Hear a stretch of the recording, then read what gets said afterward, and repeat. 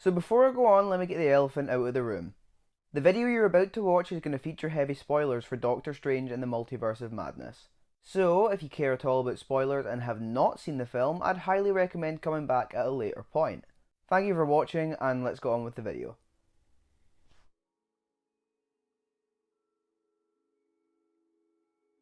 Doctor Strange in the Multiverse of Madness is the latest insane, mind-bending adventure into the ever-growing MCU and marks the return of Sam Raimi in the comic book genre as he steps in to deliver a phenomenal movie that completely blows me away. Is what I wish I could say. In truth, Doctor Strange's second solo outing gets a pass.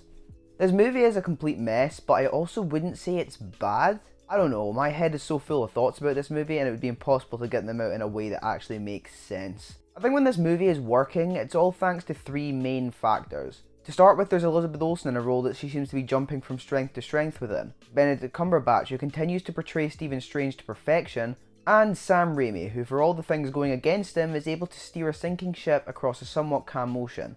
Able to finish his journey before taking on too much water and succumbing to the depths and becoming a complete disaster. But that doesn't completely excuse or erase what the film does wrong. Despite the performances from Lizzie and Benedict and the direction from Raimi, Multiverse of Madness suffers from an issue of trying too much and too little. I mean, the movie is 2 hours long and easily has the content for 2.5.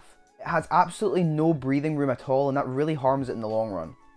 The score has fallen back into that typical MCU state of being completely forgettable, and let's not even mention how Danny Elfman decided to completely trash the initial Doctor Strange theme. Why?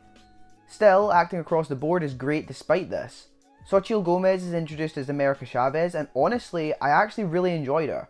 I'm actively looking forward to seeing her in more of the MCU projects going forward too. I'm also happy that Rachel McAdams has more to do this time around. You know, she shares a lot of her screen time with Strange, and I appreciate how much the relationship is able to grow despite her playing 2 different variants of herself.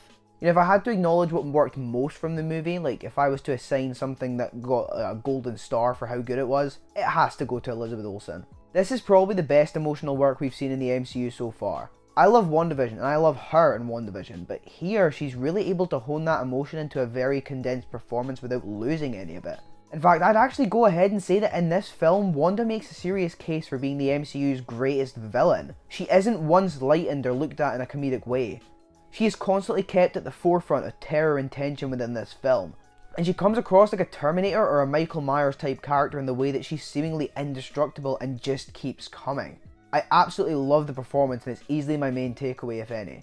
Now with the acting out of the way, I feel like I have to at least touch on the subtitle of the movie. Now people, I know it might be hard to believe, but in a film called Multiverse of Madness, the best thing is actually the character work, whereas the worst part is actually probably the multiverse itself. So what do I mean by this? First of all, the multiverse is not utilised well at all. It's a fun tacky add-on, but there's no madness about the movie at all when it comes to it. My guess is that Marvel opted for that because they were spitballing ideas and the title sounded fun to say.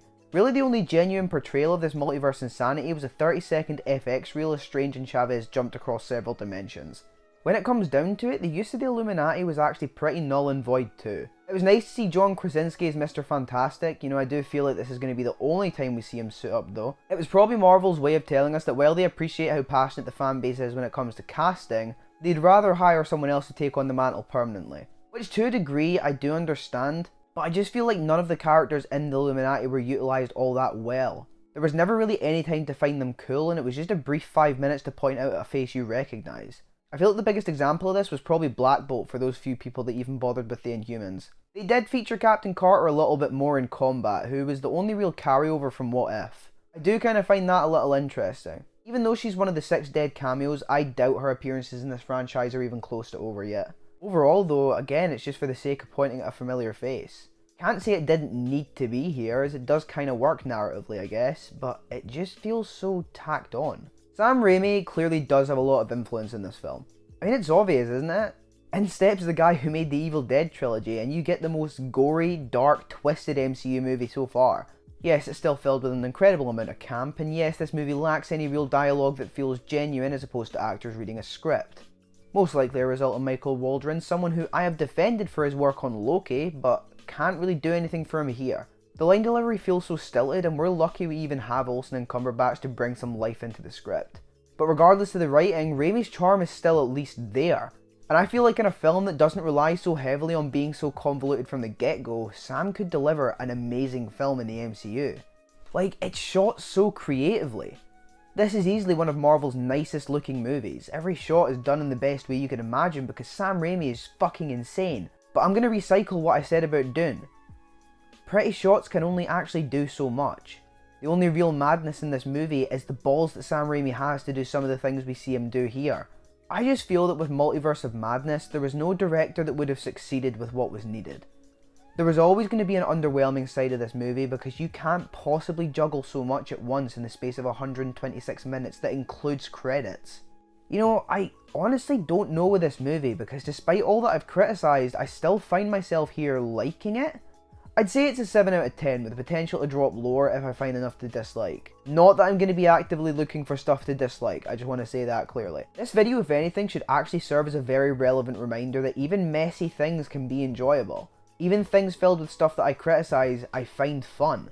That's exactly what Doctor Strange in the Multiverse of Madness is. Does it break new ground? In some aspects, yeah, but in most of them, no. Does it further open a bit of a problem I'm starting to have with the MCU? Yes, but that's for another time. Right now, I'm done talking, and now it's your turn. I want to hear what you thought of this film, so feel free to head down to the comments and tell me your thoughts. Also, please let me know, would you want to see Sam return in the MCU again? If so, who are you going to be picking as his character for him to direct? Perhaps you want to return to Spider-Man, or maybe someone new entirely. Please also leave a like on this video and share it across your socials if you enjoyed it, and be sure to subscribe so that you don't miss out on future videos when they drop. That's everything from me today. I've been Jordan at Media13. I hope you're all having a great day, and I'll be talking to you all in the next one.